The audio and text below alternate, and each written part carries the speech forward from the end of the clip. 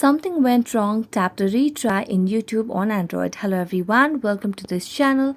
I'm Emily and I'm here to help you out today. So without any delay, let's get started. So first of all, make sure that you have the stable internet connection on your device. If not your Wi-Fi connection, you can switch to a cellular data as well. Next, what you can do is go to the Play Store application and make sure that you have the latest version of YouTube application on your device. So as you can see, I have an update available for YouTube application. So I'm going to tap on update. Now after getting it updated, all I'm going to do is make a long press on YouTube and then tap on app info. Next, you can see the option of clear cache or clear data at the bottom right corner of the screen over here. Tap on that, then tap on clear cache and OK, and if it's possible you can clear all data as well.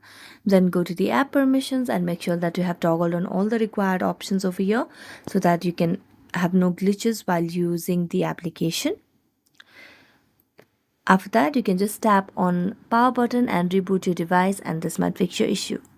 So thank you so much for watching this video. If you enjoyed watching it, don't forget to like, subscribe and hit the bell notification for more updates. That's it for today. See you next time.